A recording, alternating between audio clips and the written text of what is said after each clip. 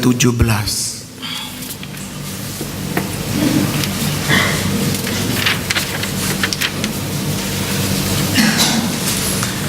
Sudah menemukan, Bapak Ibu memperhatikan di kitab suci yang dimiliki, saya membacakannya. Yesus membangkitkan anak muda di Nain. Kemudian Yesus pergi ke suatu kota yang bernama Nain. Murid-muridnya pergi bersama-sama dengan dia dan juga orang banyak menyertainya berbondong-bondong. Setelah ia dekat pintu gerbang kota, ada orang mati diusung keluar, anak laki-laki, anak tunggal ibunya yang sudah janda, dan banyak orang dari kota itu menyertai janda itu. Dan ketika Tuhan melihat janda itu, tergeraklah hatinya oleh belas kasihan, lalu ia berkata kepadanya, "Jangan menangis."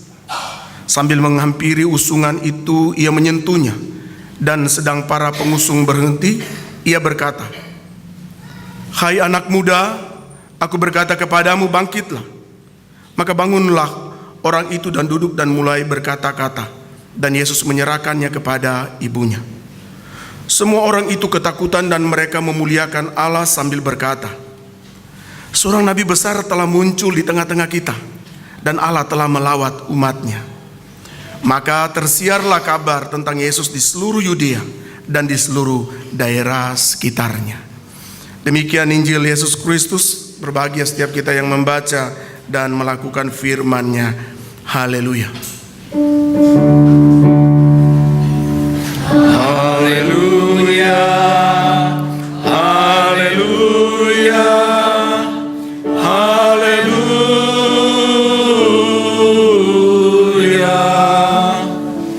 Shalom. Apa kabar Bapak Ibu Saudara? Baik, puji Tuhan ya. Bapak Ibu, saya membayangkan begini. Andai kata Tuhan menampakkan dirinya di tengah-tengah kita pagi ini, dugaan saya respon-respon kita akan berbeda kepada Dia. Ada yang merasa takut, ada yang merasa bingung, bahkan ada yang mungkin tunduk dalam kesujudan atau hormat kepadanya. Respon pasti bisa dapat berbeda satu dengan yang lain. Tetapi kita tahu bahwa memang tidak ada satu manusia pun yang bisa melihat Allah, kecuali Allah menyatakan dirinya kepada kita melalui perantaran putra tunggalnya, yaitu Yesus Kristus. Ketika Musa ingin melihat Allah, hanya dikatakan bayangan atau punggung yang dilihat. Punggung bukan punggungnya, bayangan. Orang Yahudi juga tidak bisa melihat Allah, sebab Allah adalah kudus dan suci. Allah adalah api yang menghanguskan dan cahaya yang menyilaukan. Sehingga sulit sekali bagi mata telanjang ini dan berdosa ini bisa dapat memandang kepada Tuhan Allah. Karena itu saudara, kita bersyukur kepada Tuhan bahwa pengenalan akan Tuhan itu kita alami lewat penyataan Yesus Kristus. Jadi ketika kalau Tuhan menampakkan diri, dugaan saya kita tidak bisa melihat dengan mata telanjang kita. Tetapi yang akan terjadi adalah respon ketakutan dan ketidakmampuan kita untuk dapat berdiri di hadapan Allah yang kudus, suci, agung, dan mulia itu. Saudara, kalau demikian, ketika Tuhan hadir melawat umatnya, maka apa yang akan terjadi atau diinginkan oleh Tuhan Allah dari hidup kita sebagai umat Tuhan? Saudara, saya mencatat hal yang pertama yang diinginkan Tuhan Allah setidaknya, yaitu adalah Ia ingin memotong hal-hal yang nampak lebih berkuasa atas diri kita, sehingga membiarkan hanya kita sendiri dengan Allah itu sendiri. Nah, ini di mana Bapak Ibu Saudara-saudara? Ini saya dapatkan di ayat 12 sampai ayat 13. Mari kita melihatnya bersama-sama.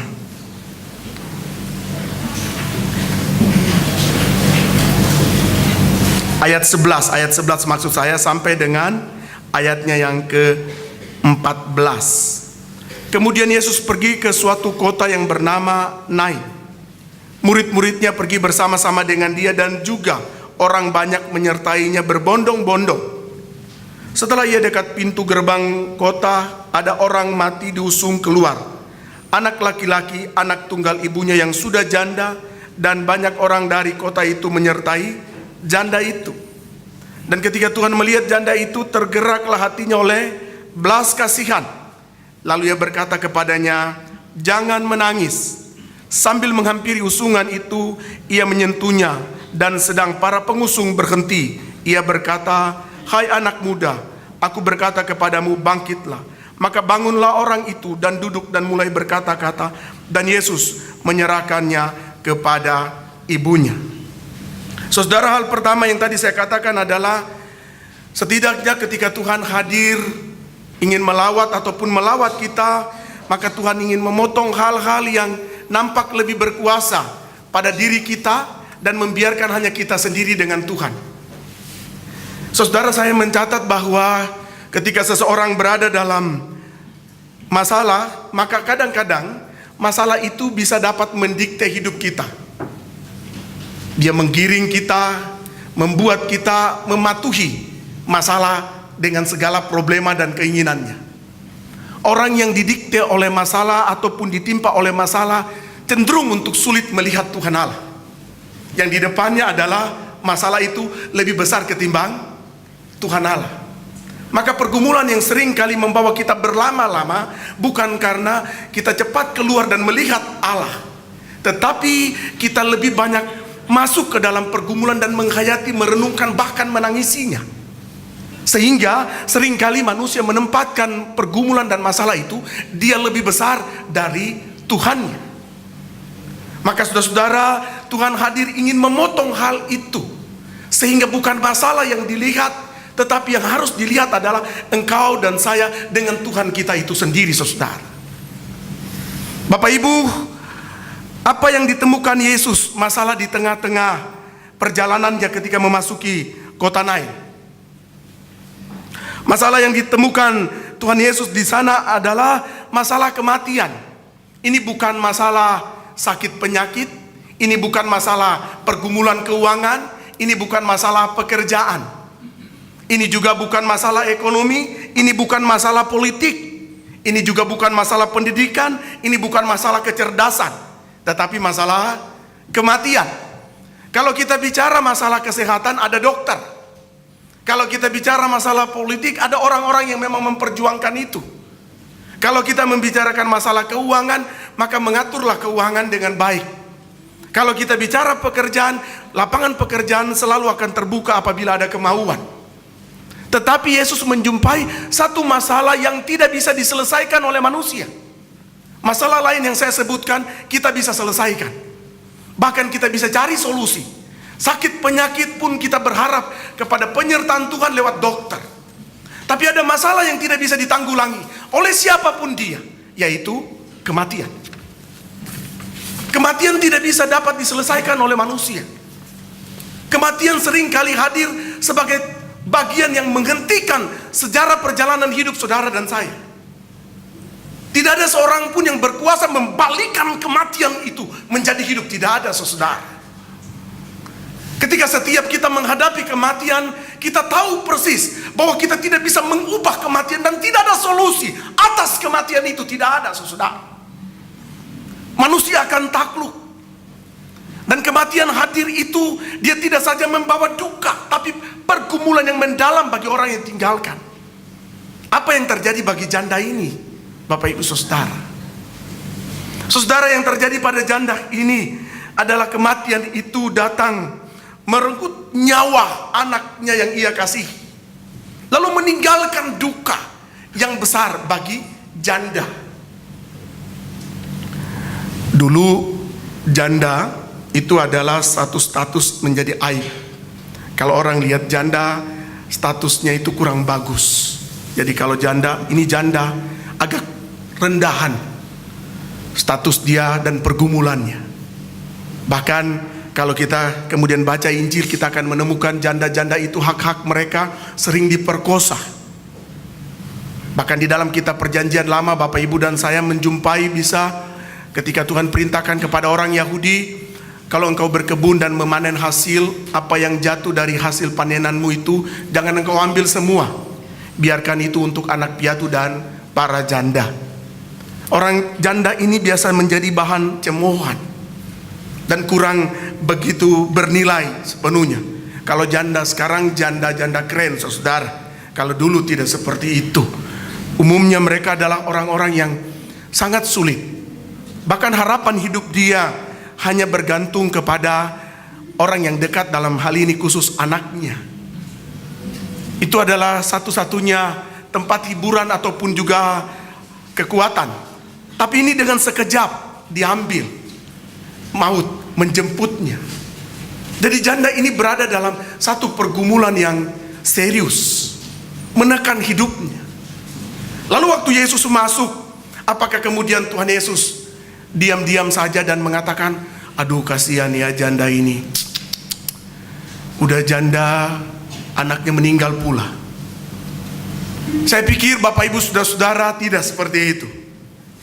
Tetapi Alkitab mencatat Yesus masuk dan melakukan satu tindakan yang sangat berarti.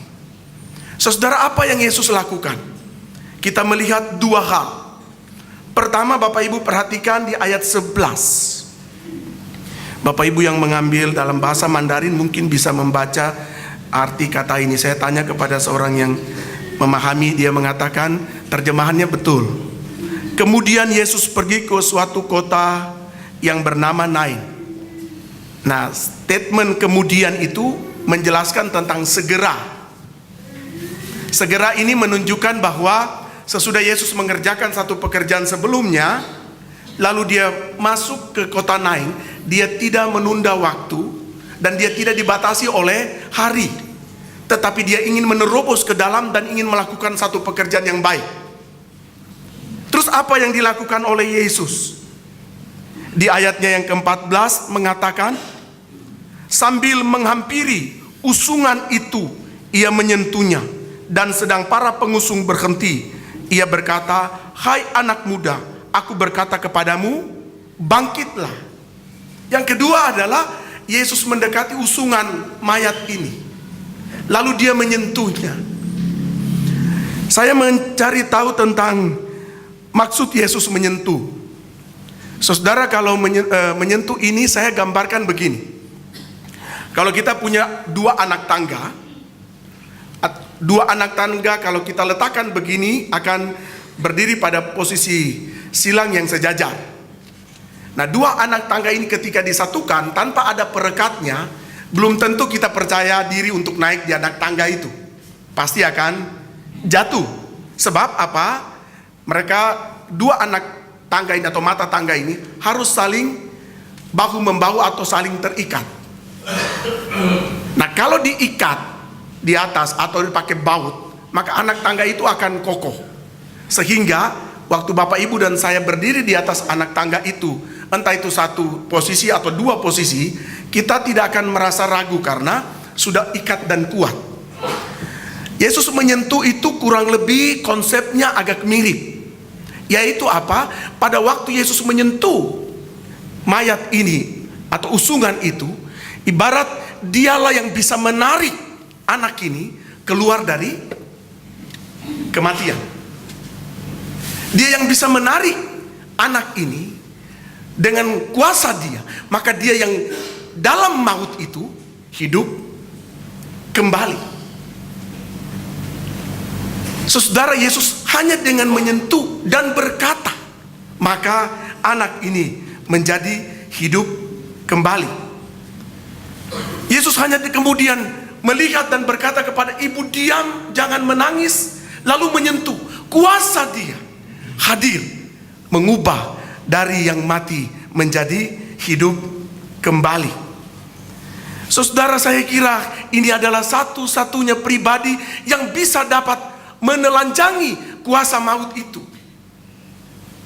Ini adalah satu-satunya pribadi yang bisa dapat melepaskan manusia dari kematian dan kekuatannya. Saudara, kita tahu Henokh. Henok seorang yang bergaul dengan Tuhan Allah di masa PL. Lalu apa yang terjadi pada Henok itu? Tuhan mengambil dia dengan hidup-hidup dari tengah-tengah dunia ini. Apakah maut mencengkeram Henok? Tidak. Apakah maut menelanjangi Henok? Tidak. Apakah maut memusnahkan tubuh Henok? Tidak. Tetapi Allah yang penuh dengan kuasa, mengendalikan sejarah hidup manusia. Dia yang bisa melepaskan manusia dari kuasa apapun, apalagi maut yang kita tidak bisa selesaikan. Kita tahu Elia, saudara. Elia yang melayani Tuhan dengan begitu giat dan setia. Elia yang dipakai Tuhan Allah, berjalan bersama dengan Elisa. Lalu tiba-tiba turunlah kereta dari surga. Kitab suci mencatat Tuhan mengangkat dia hidup-hidup. Elia mengalami maut. Elia dicengkeram oleh kuasa maut. Elia takluk kepada maut. Tidak, saudara. Saudara, hanya Allah sendiri yang bisa melepaskannya. Tidak ada kekuatan apapun yang bisa dapat melawan Allah yang penuh dengan kuasa. Ketika Yesus Kristus di masa-masa akhir dari pelayanannya, pada waktu ia berada di atas kayu salib, dalam Lukas 23 ayat 46, ia berkata, "Ya Bapa, ke dalam tangan-Mu lah aku serahkan nyawaku." Bukan maut yang merenggut Yesus, tetapi dia yang menyerahkan nyawanya kepada Sang Pencipta, penguasa mutlak atas hidup sejarah manusia. Yesus bukan pribadi yang takluk dengan kekuatan apapun. Dia adalah Allah yang menjelma menjadi manusia. Maka solusi terbaik, harapan yang besar hanya letak kepada Yesus Kristus. Tapi saya ingin sedikit berimbang, berkata kepada Bapak Ibu Saudara begini. Apakah dua janda ini dan anak ini masih hidup sampai sekarang? Gimana? Masih hidup? Udah mati, saudara. Lalu apa artinya perbuatan Yesus kepada janda ini dan anak ini dan di hadapan orang banyak?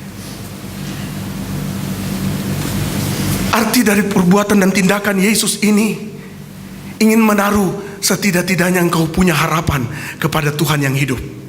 Amin. Saudara lihat di kiri kanan dan bilang, kamu masih punya harapan sama Tuhan. Ayo ngomong.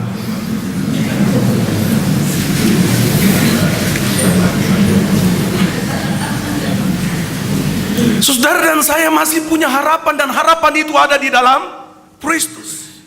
Maka Yesus datang meruntuhkan masalah yang terbesar dalam pergumulan janda ini, dan orang banyak melihat yang tinggal adalah bukan kematian, tapi manusia itu dengan siapa yang sedang berkarya. Manusia ditelanjangi dengan masalah yang paling serius, supaya dia sadar bahwa bukan masalah itu, tapi Tuhan yang lebih besar dari pergumulan itu. Saudara dan saya dapat dilepaskan dari berbagai pergumulan ataupun kita berada di sana. Yesus ingin membawa kita melihat bahwa bukan problem. Pandanglah pada Dia yang penuh dengan hidup dan penuh dengan kuasa. Maka saudara, saya kira Bapak Ibu punya dan saya punya persoalan sendiri-sendiri. Pergumulan apa yang besar sering kita alami, tapi kadang-kadang itu lebih besar ketimbang Tuhan Allah. Dan itu yang kita pikul, kita bawa dari hari ke hari, seolah-olah Tuhan tidak kita lihat. Tuhan itu kecil dan jauh di sana, tapi problem ini begitu besar. Sehingga saudara, apa yang sering terjadi? Yang sering terjadi adalah frustrasi. Iman kita makin lama makin tidak bersemangat dan tidak punya kuasa. Karena apa? Kita selalu melihat pada masalah, tidak bisa menembus dan melihat Dia yang berkuasa ada di atas segala-galanya. Yesus ingin menelanjangi semua itu, dan Dia ingin berkata kepada semua kita bahwa kita kembali kepada Dia Dan Dialah yang berkata, datanglah kepadaku semua yang letih lesu dan beban berat, aku akan memberikan kelegaan kepadamu. Bapak ibu saudara-saudara, pergumulan dan masalah yang kau alami seperti apa, izinkan saya sebagai hambanya mengajak engkau dan saya. Tuhan ingin menelanjangi itu. Bisa jadi Tuhan membawa engkau dan saya juga berada pada titik kehabisan akal, seolah-olah masalah ini sudah besar, sudah kita mau kemana, tidak ada jalan keluar. Itu cara Tuhan mendidik dan menekan hidup kita, supaya dapat kita melihat siapa yang lebih besar dari problem itu.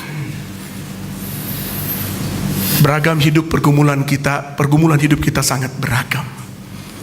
Tetapi ingat bahwa tidak ada masalah yang terlalu besar dari Tuhan Allah untuk tidak bisa Dia bertindak atas hidup kita.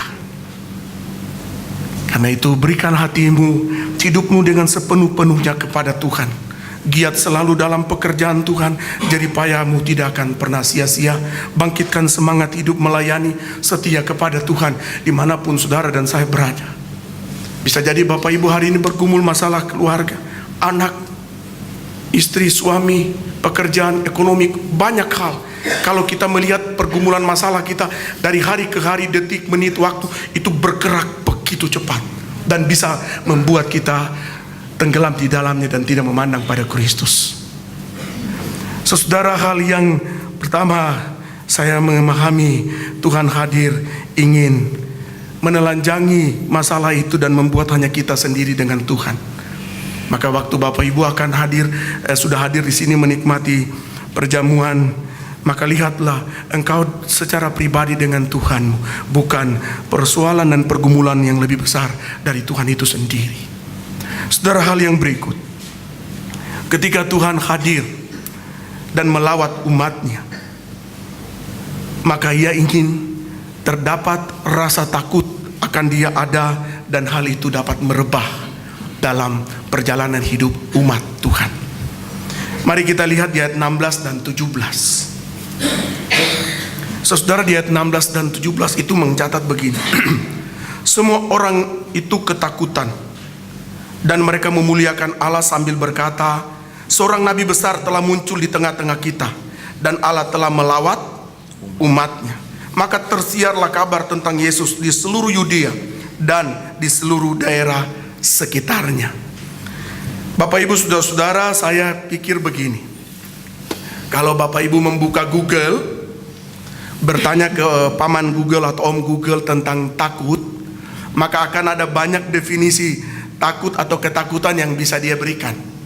Lalu kita kemudian bisa melihat, oh ini ketakutan ada seperti ini. Saudara, ketakutan itu seringkali membantu kita atau dia memberikan signal kepada kita bahwa ada hal yang besar di luar kita yang melampaui kita atau juga mengancam diri kita.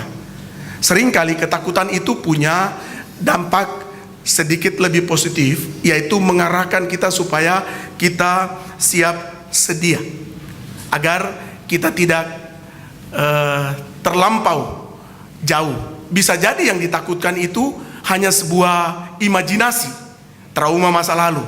Misalnya, waktu saya di Saat, ada satu teman yang takut gelap.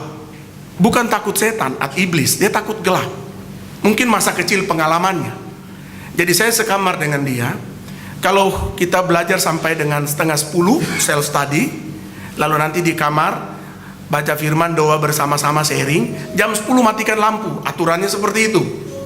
Pada waktu mau tidur, begitu mati lampu, dianya yang susah. Jadi diakalin, dia beli senter benar-benaran. Begitu mati lampu di kamar dimatikan, dia nyalain. Waktu dia nyalain ada terang, baru dia bisa tidur sampai terlelap. Nah begitu terlelap baru saya akan matikan senternya. Ada orang yang takut durian, padahal itu enak kan ya. Sayang itu, orang-orang seperti harus dekat-dekat dengan saya juga itu. Ada orang yang takut dengan buah semangka. Ini tidak tahu nih fobia-fobia yang bagaimana. Ada orang juga yang takut dengan orang hitam, kayak saya, saudara. Nah itu teman saya, Ibu Christine itu takut sekali kalau lihat saya itu. Dia bilang, Pak Alfred, saya lihat Pak Alfred saya takut. Kenapa? Karena hitam. Wah Ibu, ada orang seperti itu saudara. Jadi ada orang punya rasa takut karena ada sesuatu yang terjadi, saudara. Dan saya pikir kalau kita kemudian cari tahu, pasti ada sebab musabab dan bisa juga dapat ditolong. Nah, Bapak Ibu Saudara, orang-orang yang datang ini, mereka tidak punya rencana untuk merasa takut yang mengusung mayat. Tidak ada. Yang ada adalah simpati atau empati yang mendalam kepada janda yang berduka. Lalu mereka membawa jasad anaknya keluar kota. Orang Yahudi, kalau Bapak Ibu yang pernah ke Israel sana, di Yerusalem hanya keturunan Raja Daud dan nabi tertentu yang boleh dikubur di dalam. Selebihnya masyarakatnya dikubur di luar. Nabi Samuel di dalam. Nah, di Israel itu bagian timur, tembok kota Yerusalem, ada lembah Kidron, ada taman Getsemani, bukit Zaitun yang Yesus naik. Jadi turun ke bawah ini lembah Kidron, baru lihat Yerusalem ke sana. Ada 2 pintu yang Yesus pernah buka masuk lalu mengobrak-abrik orang jualan. Itu arahnya ke timur. Nah, pas di depan itu banyak sekali kuburan orang-orang yang meninggal ditaruh di sana, bukan di dalam. Nah, kuburan itu baik orang Yahudi, Kristen, bahkan orang Muslim itu sendiri. Kenapa mereka beranggapan? Karena kalau Mesias datang, mereka yang lebih dulu bangkit. Jadi saya kemudian bercanda pada teman, kalau mereka lebih dulu bangkit, apalagi kita yang di Papua, kejauhan bangkitnya. Nah, itu orang Yahudi kalau menguburkan orang yang bukan dari keturunan raja atau bukan orang penting, biasa di luar. Jadi ketika mereka membawa keluar, saya yakin mereka tidak punya rasa takut dan tidak ada planning itu. Tapi tiba-tiba apa yang terjadi? Yesus mendekati usungan itu, dan pertama dia berkata kepada ibunya apa? Jangan menangis. Dugaan saya, saudara, begitu Yesus bicara, mereka yang mengusung, bahkan orang banyak yang tadi berdiskusi tentang ibu ini kasihan dan sebagainya, mungkin alih perhatian mereka bukan lagi kepada mayat ini dan janda ini, tapi kepada siapa? Yesus. Mereka mulai beralih melihat kepada dia. Hari gini ada orang yang bilang jangan nangis. Lalu sesudah itu apa yang Yesus lakukan? Yesus mengulurkan tangan, menjamah dan membuat dia menjadi hidup kembali. Tindakan Yesus itu dugaan saya, mungkin orang banyak yang tadi diskusi rame tentang pergumulan janda ini, kasihan mereka menangis, mereka berjalan sambil berbisik. Rombongan Yesus juga mungkin ada yang tanya, mana janda itu? Mereka lihat, tapi begitu Yesus hadir dan mengatakan jangan menangis, mengubah anak ini hidup kembali, seluruh perhatian mereka tidak lagi kepada maut, tidak lagi kepada anak ini, tidak lagi kepada janda ini, tetapi kepada Yesus. Lalu apa yang terjadi? Semua orang merasa takut. Takut di sini itu sama dengan satu teror. Ibarat saudara, Tuhan ingin menekan hati mereka dan melihat bukan itu dia. Tuhan ingin menaruh rasa takut itu di dalam hati, bukan terhadap sesuatu, tapi kepada Allah yang hidup. Tuhan ingin mengalihkan mereka. Sekarang lihat kepada dia, Allah yang hidup, yang penuh dengan kuasa. Rasa takut akan dia harus merebah. Tidakkah kita tahu ketika Tuhan membawa orang Israel melewati laut Teberau, dia yang membelah menjadi 2. Dugaan saya, orang Yahudi bukan takut terhadap air yang menjadi dinding tebal, tetapi mereka takut kepada dia yang berkuasa membelah laut Teberau. Tidakkah ketika para murid-murid Yesus diobrak-abrik dengan laut yang begitu bergelora di danau Galilea, dalam ketakutan yang membara, mereka turun membangunkan Yesus yang tidur, lalu berdiri dan berkata, diam dan tenanglah. Maka laut itu pun taat kepadanya, sehingga mereka berkata seorang kepada yang lain, apa gerangan orang ini, siapakah dia? Saudara, tidakkah takut akan Tuhan itulah yang diinginkan Tuhan menjadi teror dalam hidup kita, kesadaran penuh akan Allah, terus hidup dimanapun saudara dan saya berada. Ketakutan akan Tuhan akan membawa saudara dan saya beribadah kepada Allah dalam roh dan kebenaran, bukan asal beribadah. Ketakutan akan Tuhan membawa engkau dan saya tidak sembarang menerima roti dan anggur lambang tubuh dan darah Kristus, tetapi dengan penghayatan penuh hormat akan Tuhan Allah. Ketakutan akan Tuhan membawa engkau dan saya tidak ada ruang gelap yang menutupi Allah hadir melihat tindak dan tanduk saudara dan saya. Ketakutan akan Tuhan itulah yang diinginkan merebah dalam sembah sujud hormat kita kepada Tuhan. Saudara, mungkin yang ikut mesbah doa selalu tahu gaya Pak Alfred kalau pimpin mesbah doa. Saudara, saya biasa kalau mesbah doa saya cari lagu itu. Pertama sekali adalah saya ingin Allah itu ditinggikan, suci, kudus. Kalau Bapak Ibu yang hafal lagu yang saya paling suka itu adalah Kudus, Kudus Tuhan. Kalau saya nyanyinya begini. Kudus, kudus Tuhan, kudus namamu, ku beri syukur dalam simponi indah. Ajaib, ajaib Tuhan, ajaib namamu, nama yang beri menang, Yesus namanya. Saudara, saya senang sekali dalam ibadah itu yang pertama sekali ditinggikan adalah Tuhan.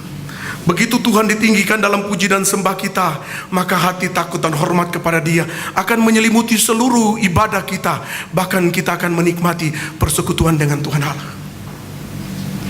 Liturgi GKI kita telah ditata sedemikian rupa, maka di awal adalah panggilan ibadah, sembah Dia, agungkan Tuhan, muliakan Dia, cintai Dia, hargai Dia.